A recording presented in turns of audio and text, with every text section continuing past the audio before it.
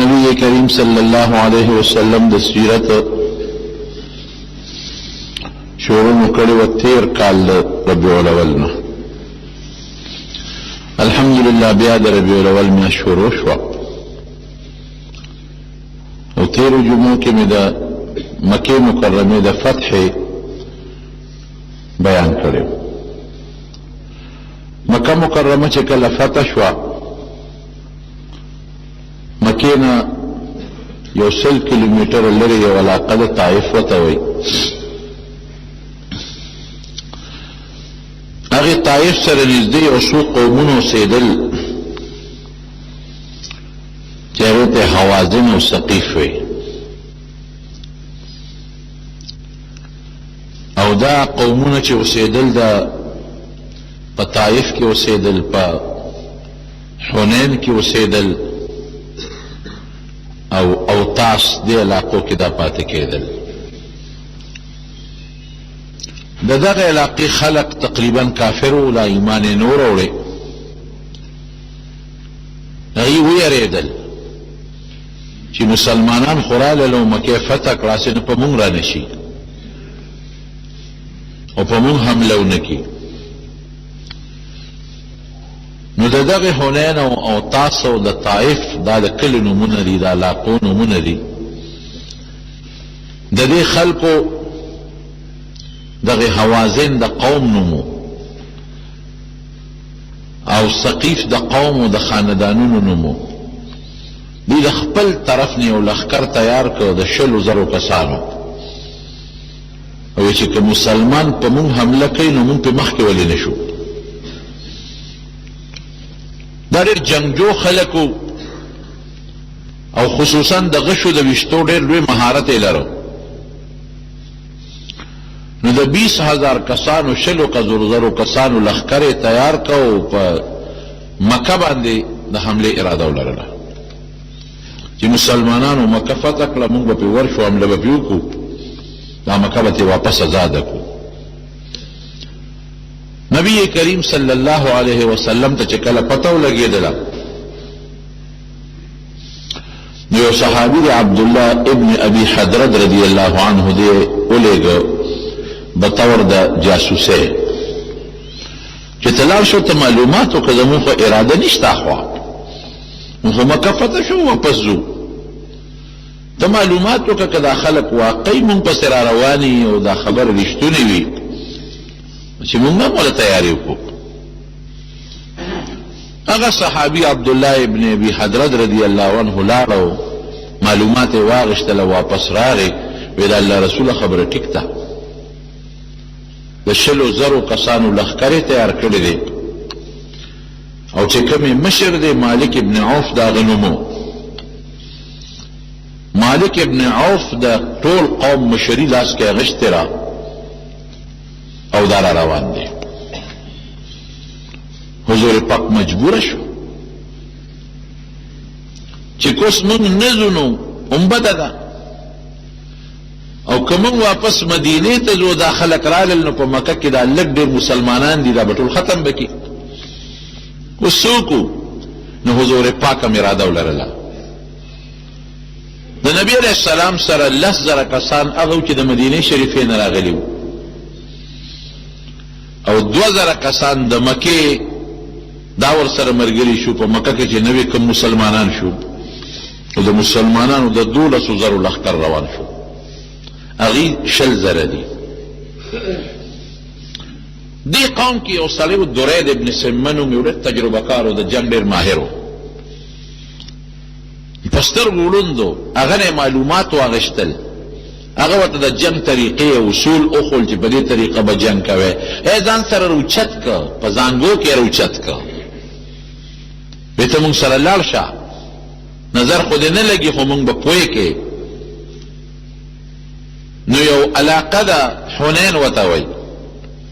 دوی چې دغه ځای له راورسېدل ده به ترې بار بار تپوس کو دا کوم ځای دی دا کوم ځای دی مخکې خو بینا و دغه وخت لود شوی و وی صاحب دا حنین دی وی د جنگ دپاره دا فټ ځای دی ډېر اعلی ځای دی دا داسې لاره ده چې مسلمانان په دې دره تېرېږي او تاسو ورته ګیر چاپېره غرونه ونیسئ نو چې دې پرې دره راځي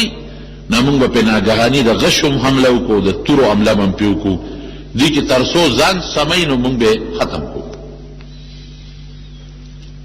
دی به یو خوا غر ته منډه وي موږ ورته په غر به ناست شو بل غر ته به منډه وي موږ ورته بیا په غر ناست شو دی به را ختم غر باندې ختل هم ګراني او خپلې مورچې دلته پخې مضبوطې جوړې کړې مخ هم به ورته ونیسو شا به هم ورته ونیسو چې دی به منځ کې ګیر کړو هر طرف نه و پې حمله وکړو بس مسلمان به ختم کړو سکیم یې جوړ شور یې واورېد نو د دورید تپوس وکړو وي دا شور د څه دی وی دا زمونږ چې کوم مشر دی د جنگ کمانډر ان چیف جرنیل مالک ابن عوف هغه وی چې ځان سره به ښځې او ماشومان او بچي ټول بوزو دا د هغې ښځو د بچو شور دی وی دا ولې دا دورید دا نابینا مشر ورته وی وی دا ولې وی ده وی چې یاره دا ښځې او بچي را سره نو موږ به مضبوط جنګ وکړو تختو به نه که تختو خو دا ښځې بچي رانه مسلمان اخلي د دې د غیرت د وجې نه به مونږه بهادري ښکاره کړو او به نه تختو وی دا شی ټیک نه دی دا دورید ورته وی وی دا شی ټیک نه دی وی دا ښځې بچي دا واپس کې دا شاته ولیږې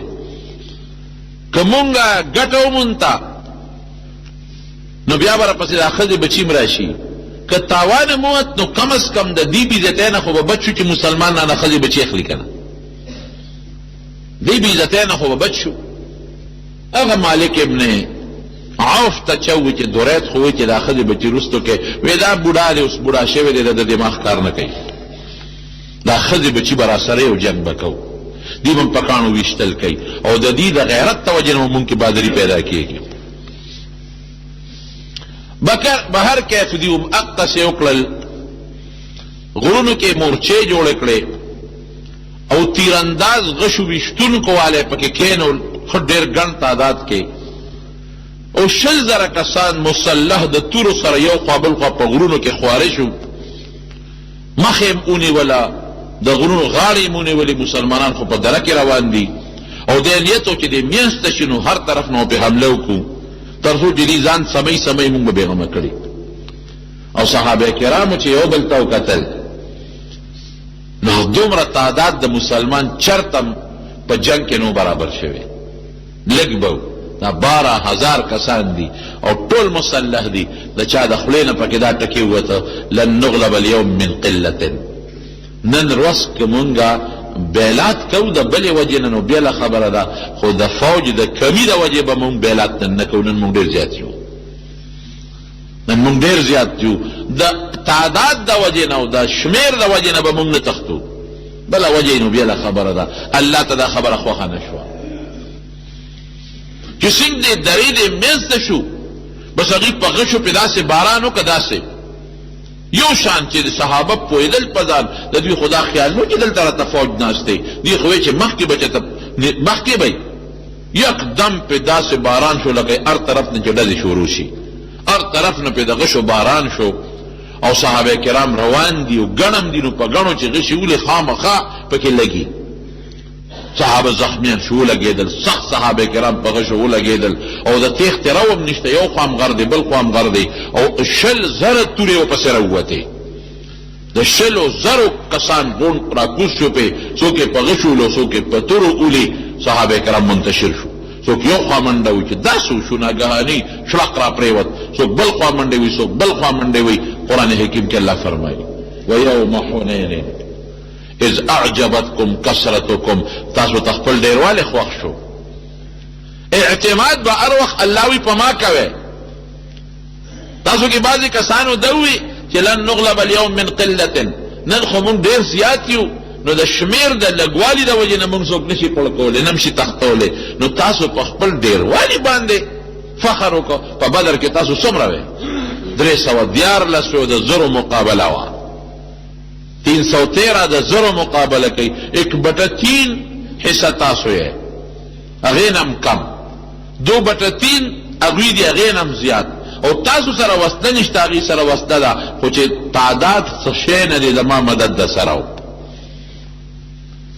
په غزوه خندق کې در باندې څومره 10,000 کسان رالل و چې زما مدد د سره امې درنه وتمبول. نو تاسو دا خبرې پکې بعضې کسان کوي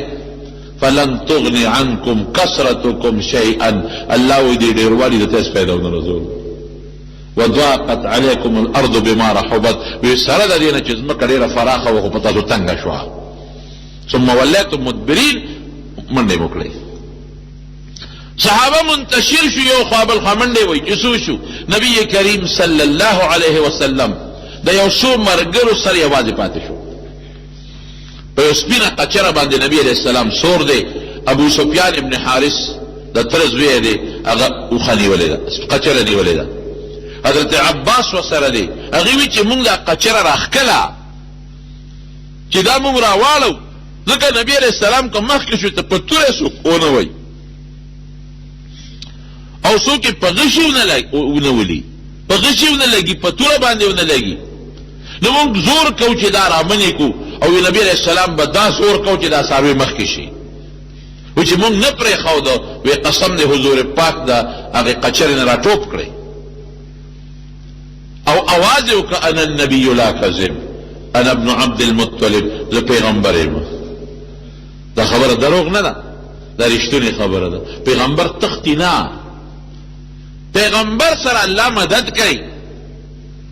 انا ابن عبد المطلب زما د نیکه نوم د عبدالمطلب نسیم زما نیکه چې ته جنګ کې نه دی تښتېدلی زه به څنګه وتښتم. او بیا اواز وکړه یا الانصار اے انصار یا اصحاب الشجرة اے د حدیبیې د اونې لاندې بیعت والا مسلمانانو چرته لاړئ. دا اواز چې څنګه وشو نو صحابه راغونډ شو. دې درمیان کې بعضې منافقین هم او د مکې بعضې کافران هم هغوی په دې سوچ کې و چې یاره که چېرې موقع میلاو شو په دې جنګ کې مو نبي علیه السلام باندې غذار وکړو. یو کافر دی شیبه ابن عثمان ابن ابي طلحه او ما په زړه کې دا فیصله وکړه چې په بدر کې خو مسلمانانو زما پلار وجلی دی او زه به د نبي علیه السلام خوا کې تاوېدم را تاوېدم. ما ویل که چېرته موقع مې وموند او په پیغمبر صاحب مې غذار وکړو. ځان نه خو مې ظاهر کې مسلمان ښکاره کړی خو دې لپاره تللی وم. وایي چې دا موقع پیښه شو او صحابه منتشر شو. وی بس ما موقع لاندې کړه چې نبي علیه السلام په دې وخت کې یوازې یو څو کسان دي بس ما پې حمله وکړه. وی اتفاق ته ګوره چې حمله مې وکړه وی بېهوشه را پرېوتم بلکل ایزم نو او سترګې مې کیرې بېرې شوې لاس او پښو مې کار پرېښود او سترګې تورې شوې را پرېوتم. وی چې بیا مې ځان ولقه او هوش کې رالمه دا مې څه وکړل. وی دوباره مې بیا توره نیغه کړه. وی بیا مې ورمنډه کړې چې شا طرف نه پې زه حمله وکړم او حضور پاک ته توره ووهم. وی بیا مې سترګې تورې شوې لاس پښو مې بلکل کار پرېښود او را پرېوتم. بس وی پوه شوم چې دا د الله رښتونی پیغمبر دی. ټیک ټاک یم برابر یم ما خدای نه ور پرېږدي. توره مې اخوا کړله غاړې ته مې واچولو ورمنډه مې کړې. ما وی اشهد ان لا اله الا الله واشهد ان محمدا عبده ورسوله. او بیا خوا کې دفاع ته ودرېدم د نبي علیه السلام دفاع مې کوله. بهر کیف حضور پاک مبارک دغه وخت کې شګې راواغېستې په دې لپه کې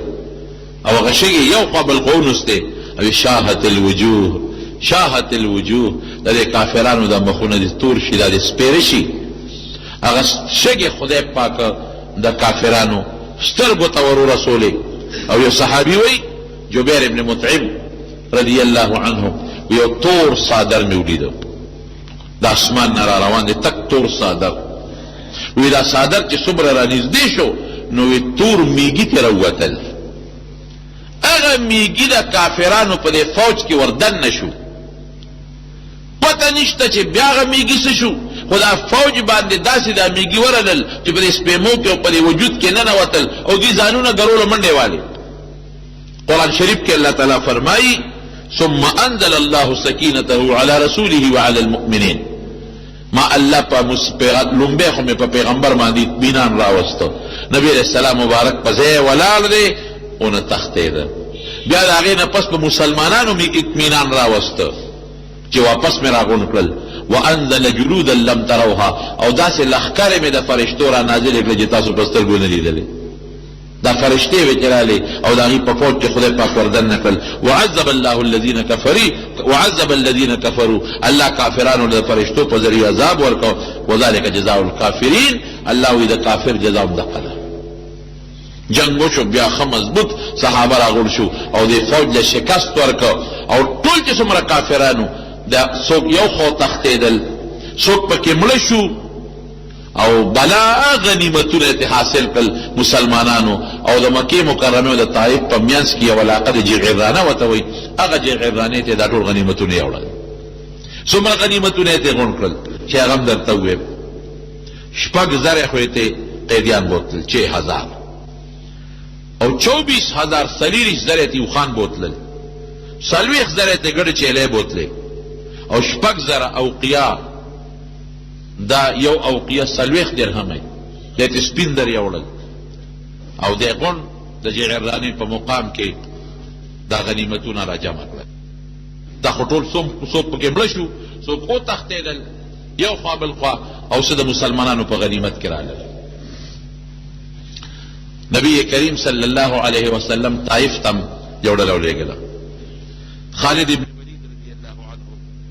دی ولېږه طائف ته. دا خلک چې کوم وتښتېدل، بعضې را مشرانې دا طائف ته لاړل. هلته کې دي د یو کال د خوردنو سامان رسد په قلاګانو کې ځان سره محفوظ کړ، او د قلا دروازې ځان پسې جلنده کړې. حضرت خالد ابن ولید رضی الله عنه چې فوج بوته او ګیټ چاپېره ته تو شو، هغې قلا کې بند نه راوتل، د بره په ګوشو ګزارونه کول. د ورته ویې ګوره نرتوب دې ته نه وایي چې تاسو د قلا دروازې بندې کړئ او په موږ هم ګزارونه کول. تاسو سره خو موږ جنګ نه کوو، موږ خو به کفته کړو واپس تلو. جنګ پسې خو تاسو را روان شوې، نو که غیرت ترکي نو راکوشئ د قلاګانو نه چې لاس په لاس جنګ وو. هغې ورته ویې موږ سره د یو کال سامان پروت دی، موږ د قلا دروازې نه کولاوو. بهر کیف نبی کریم صلی الله علیه وسلم یو خوب ولید. وی ما سره په لاس کې د پیو یو پیاله ده، یو مارغه د اسمان نه راکوز شو او د پیو کې ټونګه واله وغه پیاله رانه واړوله. حضرت ابوبکر صدیق رضی الله عنه یې راوغوښته. وی ابوبکر داسې معلومیږي چې د طائف دا قلا اوس نه فتح کېږي. د دې خوب دا تعبیر دی. نو صحابو ته وی داسې کار کوو چې واپس ځو او دا قلا اوس پرېږدو، دا نه فتح کېږي. دې قلا ما ځان پسې تاله کړې ده او غټ غټ دیوالونه دي، او چې موږ نږدې کېږو نو په موږ د غشو ویشتل کوي. نو صحابه وی ښه موږ به دا نی فتح کړې ده، الله رسول موږ به ځو. وی ښه ځای مه ځئ. سهار به بیا جنګ وشو، صحابه لږ زخمي شو. بیا حضور پاک وی داسې کوو چې ځای چې ځو دا قلا اوس نه فتح کېږي، دا یو دی پکې پاتې. صحابه غږ ونه کړو، هلته ورته زخمونه رسېدلي وو. نو نبي علیه السلام مبارک مسکی شو. بیا دوباره په دې قلا ټیک وکړ. صحابو یو چل وکړو. صحابو له عجیبه خدای پاک یو طاقت ورکړی و، یو ایماني جذبه ورکړې وه. دوی وی دا چل به وکړو چې دې قلا ته په څه طریقه وردن نه کېدل پکار دي. څنګه وردن نه شو؟ نو د څرمنو یو دغه یې جوړ کړو، یو څادر یې جوړ کړو د اوښانو د څارو د څرمنو، ښه مضبوط پیر، او د هغې لاندې شو. وی دا څادر به په ځان د پاسه کړو. دا هم یو جنګي او طریقه ده. لکه نن سبا خلک په ټینک کې ځي یا په بختربند کې ځي چې زه محفوظ یم او بل ولم. نو دا زمونږ دپاره یو بختربند شو. د دې به دا چل وکړو چې دا دې لاندې به شو، نو موږ به قلا ته ځان ور ورسوو. دوی به په موږ په غشو ولي، نو موږ به نه لګو، څرمن به لګي. نو چې ورنږدې شو نو موږ به په قلا کې سوري وباسو، نو وردن نه به شو. یو یې دا پروګرام وکړو، او یو یې منجنیقې جوړې کړې. هغه زمانه کې به جنګ کې په دې کار کېده. دا مچوغونه چې پخوا به د خلکو سره وه که نه، او یو شی به دې لاس ته واچو او تاول او یو کاڼی به پرې ویشته. دا غټې غټې مچوغنې به دوی جوړولې، دا باډي چخسي چې ماشومان پرې زانګي، په دې نمونه به وي. هغې کې به څلور پړي تړلي او هغې کې به بله سړی کېنولې، هغه به دا تاوله او کاڼي به پکې تړلي. نو چې کله به هم دا تیزه شو، دا کاڼي به اوچت شو، نو پړی به یې پرېښود، دا کاڼي بل ته پرېوت. دا د هغې یو توپ و. دا منجنیقونه ولګول صحابه چې سرمنې سین تیارې کړلې مضبوطې دی هغې لاندې شو او قلا ته ورنږدې شو اوس هغې په غشم غوزار کوي په کاڼو کوي صحابه خو محفوظ دی نو هغې سپېرو څه چل وکړ هغوی اوسپنې په اور کې ګرمې کړې سپارونو اوسپنې هغې په هغې سرمنو د پاسه راوغورځولې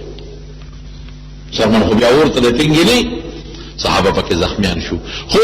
اله دا مسله حل شوه چې صحابه په دې دومره تکلیف کې دنم سورې اویسته په قلا کې او پکې وردن نه شو قلا کې چې دن نه شو هغوی څه چل وکړه بس چې سنګ دن نه شو په قلا کې هغوی فورا چغې کړې او کلمې شهادت یې وویل مسلمانان شو بس بیا خو د مسلمان مخکې خبره خلاصه ده نبی علیہ السلام مبارک فرمایي چې کلم یو سړی جنگ میدان کې کلمه شهادت وایي غږ به ورته نه کوي حضرت اسامه بن زید رضی الله عنه یو کافر سره په میدان جنگ کې لاس پلاس شو چې لاس پلاس شو او د په کله غزار کو هغه اشهد ان لا اله الا الله واشهد ان محمدا عبده ورسوله دوی دا یاري وي او درځي ورکه مړی کو حضور پاک ته چا الو سیب دقه یو جنگي د مخکې کلمه و د بیا ملکه اسامه راغخته وی قتلته بعد ما قال لا اله الا الله وی چې کلمه شهادت وي نو تا د هغې د پاسه ملکه وی د الله رسوله کان متعوذا وی د یاري ویلې د ځان یې رانه بچ کو وی هل شققت قلبه ولدي ولا سیره کړو تا ته الله معلوم ولنه خو خدای خبر دی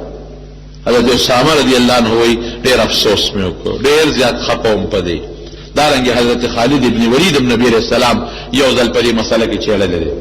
چې کلمې درته مخامخ وایي غږ به ورته نه کوې یو صحابي د حضور پاک نه تپوس کوي بخاري شریف کې حدیث دی وی د الله رسوله که یو کافر سره زما جنګ راغی او زما لاس یې په توره و او دا لاس یې رانه پرې کړ زه په یو لاس پاتې شم او بیا زه ورپسې شم او زما د تورې لاندې شو او دی وی چې کلمه شهادت وایي مړی کم که پرېږدم وی نه چې کلمې وی پرېږدی به وی صاحب زما چې به لاس پرې کړي وی خیر دی ته به پرېږدی که دې مړ که نو بیا به دنه خدای تپوس کوي بیا به الله رانیسي بس هغې کلمه شهادت وی مسلمانان شو علاقه فتح شوه حوازن چې څومره او ثقیف خاندانونو او کافرانو شکست یې ومنته علاقې فتح شوې وتښتېدل حضور پاک په جعرانه کې ټول غنیمتونه را جمع کړل چې غنیمتونه جمع شو نبی علیہ السلام ته چې اطلاع راوړه چې صاحب هغه خلق خو د حوازن او ثقیف مسلماني دي نبی علیہ السلام صحابو ته صبر کوي مال مه تقسیموئ لږ انتظار وکړئ که دا مسلمانان شو موږ یې په مال څه کوو واپس به وله ورکړو څه د پاسه 12 ورځې نبی کریم صلی الله علیه وسلم انتظار وکړو مال یې نه تقسیمو رانلل دوی چې رانلل نو هغوی دا محسوس کړه چې دا خبره پراپیګنډه ده او دا دروغ ده نو نبی علیہ السلام صحابه ته باندې مالونه تقسیم کړل بلا غنیمتونه او دومره زبردست حضور پاک ډېر سخي و چاله به سلو خان ورکول چاله 50 چاله 200 چاله بلا ګډې چیرې او خصوصا د مکه مکرمه هغه خلق چې هغه ان قریب نوی مسلمانان شوي هغه ته مؤلفه القلوب وي داغي د زړه تدمینه را پیدا کولو د پاره نبی کریم صلی الله علیه وسلم غیر ډیر زیات مالونه ورکړل دغه ټول وینځه غلامان تقسیم شو دغه د خلق راغله چې دې څنګه رااله نبی علیہ السلام ته وی چې الله رسوله مون ټول قوم مسلمان شو طائف ټول مسلمان او تاس قبائل ټول مسلمان حنین چې څومره دي ټول مسلمانان شو یو کس به مونږ کې کافر پاتې نه دی مونږ مسلمانان شو اوس مهرباني وکړه مونږ خپل مال واپس راکړه نبی علیہ السلام مبارک ودا خو په پریشانه کې واچولو تاسو ته خو ما څه د پاسه لس شپې انتظار وکړو ما ته اطلاع رسېدلې وه چې د پاسه لس ورځې مې درته انتظار وکړه چې تاسو به راشئ دا هر څه به تاسو له درکړم اوس خو هغه ما صحابو کې تقسیم کړل زما د لاس نه ووتل اوس مې زه مالک نه یم صحابه کرام مالکان دي نو چې تر څو ما سره خو ما درکول اوس اوس زما د لاس اوتې دي په صحابو مې تقسیم کړي دي هغه مالکان دي نو زه دله څنګه درکم هغې کې بعضې کسانو ډېرې ناشنا تقریرونه وکړل وایي د الله رسول تا ته پته لګي چې موږ څوک یو تا سره چې دا کمې وینځې دي دا څوک دي پته درته لګي وایي نه وایي دا ستا تروریانې دي خویندې دي د ترور لوڼه دي د ماما لوڼه دي وایي دا څه وایې زه خو د مکې یم وایي دا د بیبي حلیمې رضی الله تعالی عنها رشته داران دي دا د رضایي مور دا د حلیمې خویندې دي دا د ټولې خویندې نه وي خو د قوم خلک یو دا د بیبي حلیمې خویندې دي د هغې د خور اولاد دی د هغې د خاوند خویندې دي د هغې اولاد دی د هغې خاندان دی د الله رسوله نبی علیہ السلام مبارک کې دا خبرې اورېدې سترګو کې اوښکې راغلې بلکې یو صحابي ولا راغی وایي صاحب په دې قیدیانو کې خو یو جنۍ د شیما یې نوم دی اخو وایي زه ستاسو د پیغمبر خور یم وایي زما خور دلته څه کوي تاسو یې راولئ چې حضور پاک ته مخامخ کړه وایي ته څوک یې وایي زه ستا خور او مسلمان د مسلمان ورور خوري نه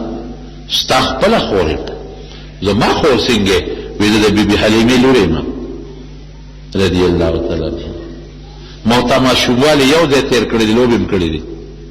په بنو سعد کې د دې نښه به سي حضور پاک ورته فرمایي د دې نښه به سي نو هغې د الله ښکاره کړه وایي ما ته لوبې کولې په ما دې چک لګولی دی وایي دا ستا د غاښونو نښه ده زما په دې لاس کې حضور پاک وجړل سترګو کې اوښکې راغلې او صحابه راغونډ کړل وایي دا څه کار دی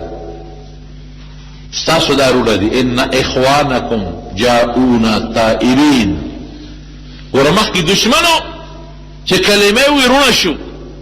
ان اخوانکم ستاسو رونه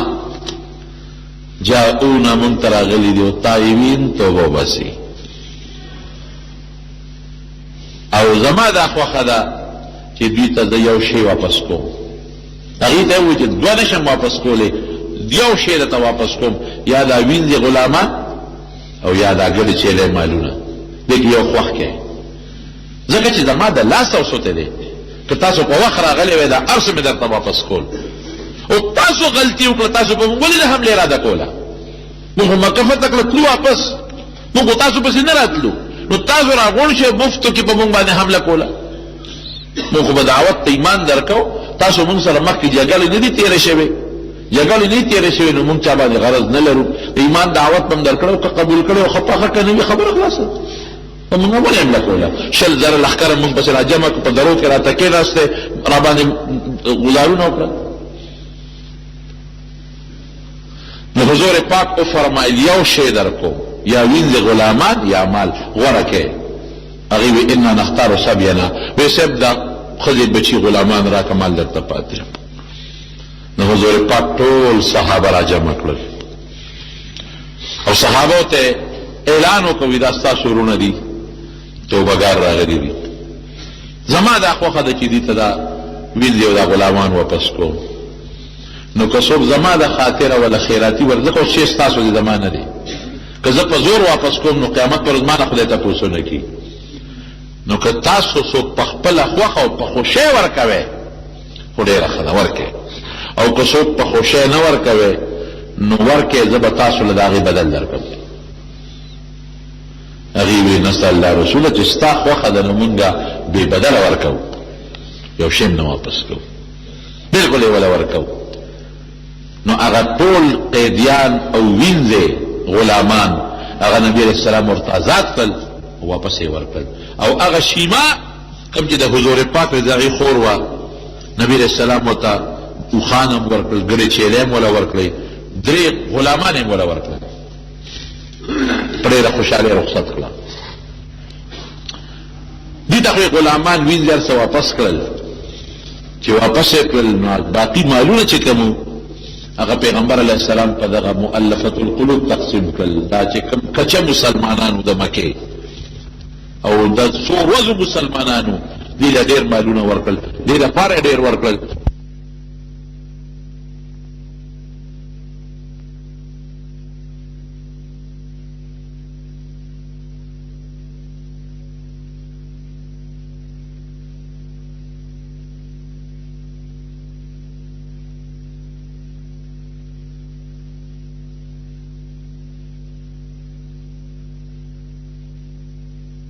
مال ورکه مونږ له را نه کړه. چا پکې وې چې سخت راشي نو بیا مونږ ته आवाज کوي چې انصار راشه، او چې مالی نو بیا مونږ له نه راکړي د مکې خلکو له ورکوي. حضور پاک مبارک ته دا خبره راورسېده. چې راورسېده فوراً انصار راغونډ کړل، اعلان یې وکړ انصار یو تمبو کې جمع شي، یو خیمه کې. خو بل به ورسره هېڅوک هم نه، صرف انصار به وي د مدینې خلک ټول را جمع کړل. حضور پاک اعلان وکړ انصار یې ټول وي در کې بارۍ څوک شته؟ یو صاحب یو کس را کې بارۍ شته. وی څوک دی؟ یو خریم دی. حضور پاک یادو لکه د نبی علیہ السلام نیا د مدینې وه. یو خرای را کې بارۍ د نور خپل خپل یو وی دا ابن اخت القوم منهم، وی خرای د قوم نه حسابېږي پردی نه. وی انصارو ته وی ما ته څه خبرې را رسېدلې دي، تاسو څه خبرې کړې دي؟ هغوی به دروغ نه وي چې نه مو دي کړې. یو صاحب مشرانو نه دي کړې او د هلکانو کړې دي. وی سم ویلي دي. وایه وی د هلکانو وی چې نبی علیہ السلام د مکې خلقو له مالونه ورکړل او مونږ یې پرېښودو. اوس هم چې مونږ چا سره جنګ وکړو زمونږ تورې د چا په وینو سرې دي، هغې له ورکړه مونږ له را نه کړل، او چې سخته شي نو مونږ ته اوازونه کوي او چې بیا مالونه شي هغې له ورکوي. حضور پاک وفرمایل بلکل خبره ټیک ده. وی ما د مکې د خلقو له مالونه ورکړل خو خپل قوم له مې نه دي ورکړی. هغه چا له مې ورکړل چې کوم د 10 ورځو 12 ورځو مسلمانان دي، اسلام یې ولکې لا پوخ نه دی. یهېږم چې اسې نه زما مدینې ته لاړ شم، دی بیا شروع شو کې بغاوت وکړي او دا مسلمانان دا له مکه کې مړه نه کړي، بیا بغاوت ولکړي، مکه بیا د کفر اړو نه ګرځي، بیا به مدینې نه راځو حملې به کوو. ما دې له دا مال دې دپاره ورکړه چې د دې د زړه مینه پیدا شي او وایي چې اسلام خو ډېر ښه مذهب دی. ګوره سلسلو خان چاله ورکړي لکه سل موټرې چې وي دې زمانه مالونه مې دې لپاره ورکړه چې په اسلام کې دې لګوندې کلک شي، په خپل مال مشغوله شي. وی رضینا یا رسول الله مونږ خوشحاله یو. حضور پاک په څه فرمایي؟ وی انصار د مدینې خلکو وی تاسو په دې نه خوشحالېږئ چې خلک ځان سره ګډې چیلې او خان کور ته بوځي او تاسو محمد رسول الله کور ته بوځئ صلی الله علیه وسلم. ګډې چیلې هم خوښېږي که پیغمبر هم خوښ دی؟ وی د الله رسوله زمون ګډې چیلې او خان نه دي پکار، زمون ته پکار دی، دې ته مونږ سره لاړ شي. حضور پاک یو عجیبه خبره وکړه. وی انصارو عجیبه ناشنا اعلان ورته کوي. اے انصارو وی تاسو د شریعت نه خبره وی، خدای زما په برکت تاسو ته هدایت نصیب کړه. دا څه ده که نه ده؟ هغې وی الله ورسوله امن علینا، وی الله او رسول په مونږ د احسان دی، بلکل منو. وی تاسو یو بل سره دشمني وه، اوس او خزرج دو قبیلې وې د همیشه نه په دشمنو وې، زما په وجه تاسو الله رونه کړی. داسې ده که نه ده؟ هغې وی الله او رسول احسان دی، بلکل یې منو. وی بې ماله وی، مال د سره نو وی زما په وجه باندې خدای دله مالونه درکړل، زما په وجه. بیا هغې وی بلکل د الله او د رسول احسان منو. حضور پاک پته څه وایي؟ داسې به د دنیا یو بادشاه وایي؟ هغې ورته څه وایي؟ ای انصارو وی تاسو چې دا خبره کوئ نو وی تاسو دا ولې نه وایئ چې د الله رسول ته م یوازې رالې ګورئ مونږ سره مضبوط شوې؟ دا ولې نه وایئ ما ته؟ د الله رسوله ګورئ ستا قوم کې م ځای نو مونږ له رالې نو مونږ دله ټیکانه درکړه. د الله رسوله ګورئ ستا ملګري مونږ له یوازې رالل، زمونږ په وجه مضبوط شو. دا راله ولې جواب کې نه وایئ؟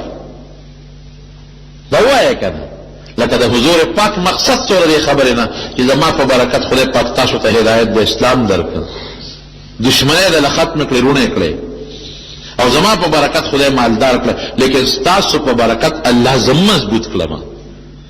ستاسو په برکت باندې الله زما قوم مضبوط کړ، ستاسو په برکت باندې الله مالم یو ټیکانه راکړه. تاسو زما احسان منئ، زم ستاسو احسان منم. بیا حضور پاک یو اعلان وکړ لو سلک الناس وادیا وشعبا لذهبت وادي الانصار وی که خلق په یو خړځي او په یو درځي زبا نور خلق سره په لار نظم زبا د انصار سره په درکه او په خور کې روانه. او بیا فرمایل لولا الهجرة لكنت امرأ من الانصار، وی که هجرت نه به مقرر نو زبا مدینه کې انصارو کې پیدا وي. او بیا وته وی انصارو نور خلق بریریږي او تاسو بل کمیږي. او انصارو تاسو له خلق خپل حق نه درکې، رسو بادشاہان تاسو حق تلفی بکیږي. وی فصبروا، تاسو به صبر کوئ، فصبروا صبر کوئ، تاسو به زما سره د حوض کوثر په غاړه به تاسو استقبال کوم. دا خبر انصار واورېدې، وی د الله رسول مون خدا خیالو چې مکه فتح شوه ته به خپل کلي کې پاتې کېږي په مکه کې. نبی علیہ السلام وی نه بالکل نه پاتې کېږم، ستاسو ورور تاسو سره مدینه کې به ځم. انصار ډېر خوشحاله شو، خوشحاله نه داسې مخونو رڼاګانې وکړلې. وی د الله رسول نه مو ګړې پکار دي، نه مو چیلی پکار دي، نه مو مال پکار دي، زموږ ته پکار دی، ته مونږ سره مدینې ته لاړ شي. واقعي که بل څوک وی او مکه فتح شوې وي، مکه کم ځای دی؟ د بیت الله ځای دی، مکه د صفا او د مروه ځای دی، مکه د مقام ابراهیم ځای دی، مکې سره خوا کې عرفات او مزدلفه او مینا دي. مکه د پیغمبر علیه السلام د 53 کالو د زندګۍ علاقه ده. 40 سال د نبوت نه مخکې او 13 سال د نبوت نه وروسته 53 کال چې یو ځای کې سړی تیر کړي. د قومې دي، کورونه دي، کوڅې دي، لیکن حضور پاک دا ونه کړل. تاریخ یې پرېښود، تاریخ چې کم قوم کې مې 10 کاله تیر کړل انصار د مدینې، او کم قوم د اسلام او د دین خدمت وکړ، او کم قوم مسلمانانو سره قربانۍ ورکړې، د هغې قربانۍ به نه هېرم. هملته به واپس نبي علیه السلام مدینې ته لاړ، انصارو کې اوسېد او زندگی بیا په انصارو کې تېره کړه. د جعرانې نه نبی کریم صلی الله علیه وسلم یو عمره هم کړې ده. د شپې راغی، هېڅوک یې پوه نه کړل. که خلکو ته وایم صحابو ته نو بیا خو به صحابه هم راځي عمره به کوي، نو څوک یې پوه نه کړل. او د شپې راغی مکې مکرمې ته او عمره یې وکړله، واپس جعرانې ته لاړ. اوس هم د حاجیان یا عمرې چې څوک لاړ شي نو ورته وایو چې لکه یو عمره د جعرانې نه مو کوي. د مکې مکرمې نه تقریبا 18 کیلومتر یا 20 کیلومتر دا جعرانه راځي، او یو کوی دی په جعرانه کې.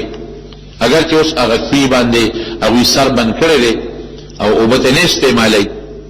لیکن هغه کوی دی چې د نبي علیه السلام د معجزې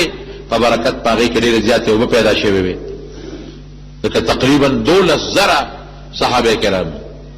12,000 صحابه کرام په یو کې اوبه کم ځای ګزاره کېږي. الله د حضور پاک د معجزې د برکت نه هغې کې اوبه پیدا کړې. صحابه په سیراب شو، دغه په زرګونو خان په سیراب شو، د په زرګونو ګډې چیلې په سیراب شوې. ما په خپله د هغې اوبه څکلې دي. مخکې به د هغې نه اوبه جومات چې کوم د جعرانې دی د هغې سره خوا کې کوي دي، بلکل د جومات ته ښي طرف ته لارې په څه غاړه دی. اوس ما څه کال تپوس وکړو نو ویې چېرې هغه کوي چې دی نو هغې باندې باقاعده سر بند کړی دی او اوبه ته نه استعمالېږي. یو عمره هم پکې نبی کریم صلی الله علیه وسلم کړی دی. نو مکه خدای فتح کړه، طائف فتح شو، او طائف سره ګیر چاپېره چې څومره علاقې وې دا فتح شوې، او د فتح نه علاوه رب العالمین دا ټول مسلمانان کړل.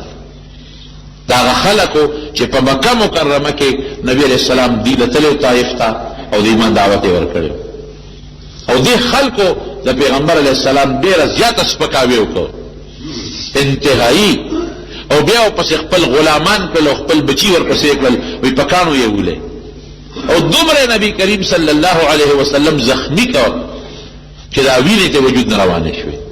بی بی عائشه صدیقه ته تپوس کوي، وی د الله رسوله وی ستا باندې په زندګۍ کې سخته کومه ورځ تېره شوې ده؟ وی عائشې کله چې ستا د قوم نه مایوس شم او طایف ته لاړم او د طایف خلکو زما تکذیب وکړو، زه ونه منلم او بیا په لاره را روانم او په کاڼو یې ویشتم. وی قسم دی عائشې که ما ته دا پته لګېده چې زه روان د کوم طرف نه یم او ځم کوم خوا، او چغې راپسې والې لاګانې راپسې ستې. الله جبريل علیہ السلام راغی ورسره فرشته وه، وی دا ملک الجبال د غرونو فرشته ده، الله را لېږلې ده. وی سوی وی لاوی که د خوښې چې د طائف دا دواړه غرونو چت کم او د طائف د خلکو په دې سر یې کېنو. لوی تکلیف یې درته ورسو، خو الله وی چې تپوس ته وکړه که اجازت درکوي بالکل دا غرونو چت کې. وی څه دې خیال دی؟ حضور پاک سوی الله اکبر اللهم اهد قومي انهم لا يعلمون. خدای دا زما قوم دی، دې ته هدایتو کې دا نه پوهېږي. هغه دعا قبول او په هغه وخت الله موقع ورکړه. واحد مکه مکرمې نه بار چې کومې علاقې فتح شوې هغه علاقې دي او ټول د سلم مسلمانان شو، ایمان او اسلام. نن طائف ډېر مزیدار ښار دی، موسم نسبتاً د مکې مکرمې مدینې منورې یخ دی او برکات دي پکې، د دنیا میوې پکې دي، انځر ښه اعلی پکې، انار د طائف د انارو په شان انار په ټوله دنیا کې چېرته نشته، ټوله دنیا کې نشته. داسې انار ما په زندګۍ کې چېرته نه دي لیدلې چې هغه د ترشي دي پکې نه او ټول د خواږي، مکمل خواږه انار اعلی. دا طائف مشهور انار دي. د طائف ټماټر مکې مکرمې ته راځي، د نورو په نسبت هغه زیات قیمتي وي. د طائف انځر دومره خواږه انځر ما په زندګۍ کې چېرته نه دي کتلې.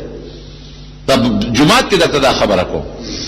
په ژوند کې مې دومره خواږه انځر چېرته نه دي کتلې کوم چې د طائف انځران دي او د هغې کومې میوې دي. ما وې دا په دې وجه چې نبي کریم صلی الله علیه وسلم خپل ماشوموالی او خلقو سیل ته تېرې کړي او دغه خلک خدای په هیله مسلمانان کړي. یو جومات ته په طائف کې مشهور مسجد عبدالله ابن عباس رضی الله عنه، لوی جومات ته، مشهور جومات ته. لکه څنګه چې پېښور کې څوک د مابد خان د جومات، مابد خان صاحب د جومات نوم اخلي ټولو خلکو ته معلوم دی. دغه رنګ چې نوم اخلي مسجد عبدالله ابن عباس نو ټول خلک یې پېژني. هغې سره خوا کې مونږ خو ورنه رلو، دیوال ته ته و، په هغې کې د شهداو د چې په دغه طائف په غزا کې کوم کسان شهیدان شوي دي د هغې قبرونه هم دي. خو خیر قبرونه مونږ په سترګو ونه لیدل، ځکه د هغې نه ګېر چاپېره یو قلا یو دیوال ته و. بنو سعد ته زه تلې په خپله هغه علاقه مې وکتله چې کومه علاقه کې نبي کریم صلی الله علیه وسلم ماشوموالی تېر کړی دی. د بیبي حلیمې رضی الله تعالی عنها کوټې وړې وړې په ځمکه کې دننه صرف دیوالونه پې شته او د پاسه ورباندې چت نشته، د ګټو دیوالونه دي. ډېره اعلی د رحمتونو ډکه علاقه. او ما دا محسوسه کړه 11 بجې 11 نیمې تقریبا داسې د ګرمۍ په ټیم کې چې بر نه پې نور را نیزوار شي پښتانه وایي، لیکن هلته مونږ ګرمي محسوسه نه کړه، یخې یخې هواګانې پکې لګېدلې. اوس خو د بازار لږ لرې جوړ شوی دی، یو زړه مقبره هم ده پکې. هغه ځای مې ولیده چې کوم ځای کې د نبي کریم صلی الله علیه وسلم په ماشوموالي کې شق صدر شوی دی، سینه مبارکه شلېدلې ده. دغه علاقې چې د برکت نی نو کومې علاقې به د برکت وي؟ په دغه علاقو چې د خدای رحمت نه ورېږي نو په کوم ځای به د خدای رحمت ورېږي؟ بهر کیف دا علاقې طائف او تاس او حنین دا الله تعالی مسلمانانو له ورکړل. نبی کریم صلی الله علیه وسلم سره الله وعده کړې وه اذا جاء نصر الله والفتح، دا الله مدد به راځي، علاقې به فتح کېږي، مکه به فتح کېږي. ورأيت الناس يدخلون في دين الله افواجا، تبا دا خلق اینی چه ڈالے بدا اللہ دین ترازی. فسبح بحمد ربك واستغفره انه كان توابا. نو چه کلا علاقه فتح شي او خلق مسلمانان شي نو بیا تدا اللہ سب تسبیحات وایا، اللہ پا دی خوشحالیږي او دا اللہ نه بخنه غواړه، اللہ توبه قبلون کړي. مسلمان باندې چې اوسم کلم خوشحالی راشي، مسلمان زمکه والی، مسلمان کور جوړ کی، مسلمان خپل وطن ته واپس شي، اسلامی طریقه داره کې د الله تسبیحات ته وي. دا د خدای شکریه ده. نعمتونه خدای الله تر طرف نه دي، د الله په نعمت باندې چې موږ شکریا ادا کوو. الله فرمایي ان شکرتم لازیدنکم، که تاسو زما د نعمت شکریا ادا کړه دا نعمتونه نورم زیات کوم. ولئن کفرتم ان عذابی لشدید، او که تاسو زما د نعمت شکریا ادا نه کړه شکرې مو کړه عذاب بدر کوم، عذاب مې ډېر سخت. دا الله تعالی په نبی علیہ السلام سره چې کومې وعدې کړې وي خدای پاک هغه وعدې ټولې پوره کړلې، اول نه اخره پوره الله وعدې پوره کړلې. چېرته نبی کریم صلی الله علیه وسلم ظلم نه دی کړی، جهادونو کې ظلم نه دی کړی، تاسو به دا ټوله سلسله اورېدلي دا څومره جهادونه چې نبی علیہ السلام کړي دي او په کافران دا ټول د کافرانو د ظلمونو د وجه په خپل نبی کریم صلی الله علیه وسلم اقدامي جهاد مشتا دفاعي مشتا دواړه کړي دي هم اقدامي کړي دي هم دفاعي کړي دي هغه اقدامي جهادونه چې نبی علیہ السلام کړي دي هغه د کافرانو د ظلمونو د وجه همیشه تاسو څه ګورئ د کافرانو ته د مسلمانانو خلاف څومره سازشونه کوي یو ملک او الزام چورلټ په مسلمان لګي الزام په مسلمان لګي او لګیا دي په مسلمانانو ظلمونه کوي په عربو د دې ظلمونه شروع دي په عجم د ظالمانو ظلمونه شروع دي زمون قران د ظالمانو په لټرینونو کې وګرځاو زمون پیغمبر خاکی دي ظالمانو جوړ کړي د پیغمبر د محترم بیبي خاکی دي جوړ کړي د پیغمبر مور د دوی نه محفوظه نشوه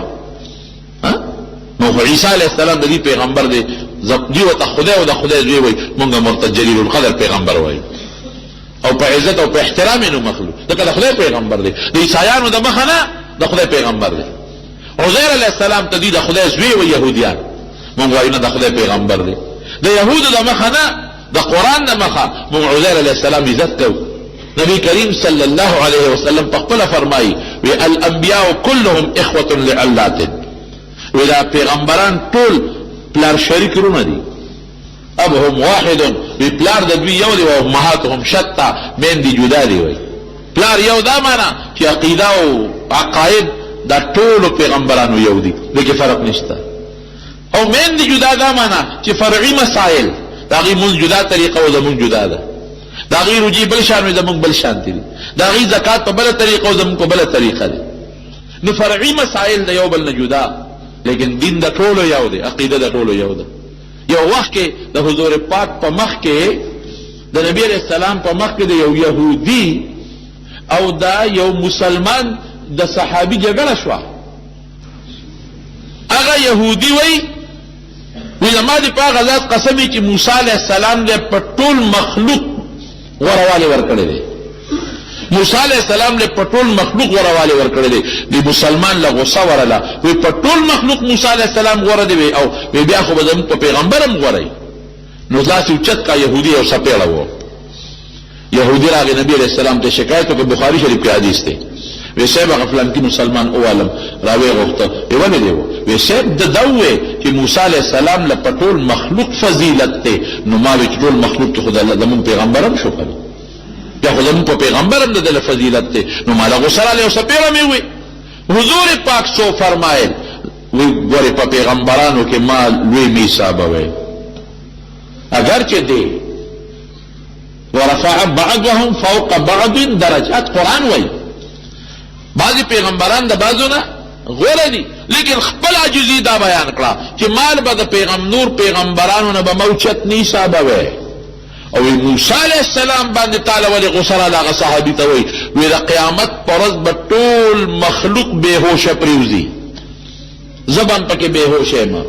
نو چې کله په ہوش کې راشم نو موسی علیہ السلام با د الله د عرش خپدی ولی نو پته راته نشتا چې زمانہ مخکې ہوش کې راغلی او کدا کوه تور کې دې بے ہوش شوی د هغه په وجه الله د دې بے ہوشی نه مستثنا کړل ته بے ہوشی را نه وستا دونه فضیلت ته موسی علیہ السلام دی نو ما نه به موسی علیہ السلام نه به ما غوړه نه جوړوي اگر چې غوړه دی لیکن د خپل عجزی ده نو موږ خپل پیغمبر د اصول خو دي چې ټول پیغمبرانو به عزت کوي دا خدای مقرب پیغمبران دي موږ ټول عزت کوو لیکن دا ظالمان زموږ د پیغمبر به عزت کوي د پیغمبر د بیبي به عزت کوي داغه د مور به عزت کوي داغه د کلی به عزت کوي او لګیا دي مسلمانانو پسې په مختلفو طریقو د مسلمان ختمول او مسلمان ذلیل کول دا جاسوسي او دا کیسې شروع کړې دي اسلام چې څومره د امن دین د قسم دې کدومره امن په بل دین کې شته خدام د دې خلقو د نظریه خلق راغلي دي او اسلام بدنامول غواړي نو رسم نشته او مسلمانان یو ځای بل ځای جنگول غواړي دا افغانستان ته وګوره عراق ته وګوره دا زمون پر خپل وطن کې دا ډرون حملو ته وګوره پاکستان نه رسدم تیری او په پاکستان حملیم کوي دا ولی وجه صدا وجه صرف او صرف دو وجې دي یو د دوی د اسلام سره دشمنی او بل زمون د مسلمان په خپل میانس کې د اتفاقی مسلمان په خپل منځ کې به اتفاق لري د مسلمان په خپل رب هغه شی یقین نشته کوم چې پکار دی په عرب دی او که عجم دی ټول د یو کافر سره په تله کې پراته دي او څوک بل سره پراته دي الله دې د مسلمان اتفاق پیدا کړي خدای پاک اتحاد پیدا کړي او چې څومره مسلمانان د کافرو په ظلمونو کې گیر دي الله دې هغه مسلمانان د کافرو د مظالمونو محفوظ وساتي اسیران د مسلمانانو په دې ګوانتانامو کې د ظالمانو سره کم قید دي خدای دې راخلاص کړي او خدای دې ټول مسلمانانو اتفاق نصیب کړي نبی کریم صلی الله علیه وسلم چې د کم دین او د کم د اسلام د لپاره کوم قرباني کړې دي خدای پاک دې اسلام مضبوط کړي الله دې په ټول دنیا باندې خور کړي الله دې زموږ په وطن او په ټول اسلامي ممالکو کې د قران او د سنت نظام راوړي خدای پاک دې مسلمانانو حفاظت وکړي څوک مریضان دي الله تعالی شفا ورکړي که څوک قرضداران دي خدای قرضونه اخلاص کړي څوک پریشانو ټینشنونو کې مبتلا دي الله غ پریشانه ټینشنونو او په خوشاله بدل کړي دا چا په کور کې بیماران دي ته شفا ورکړي څوک بے روزگار دي خدای تعالی د حلال روزگار ورکړي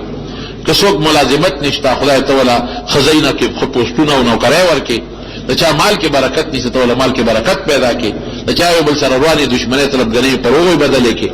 زموږ د ملک او د وطن حفاظت وکړي په دې ملک کې مو د قران او د سنت نظام راوړي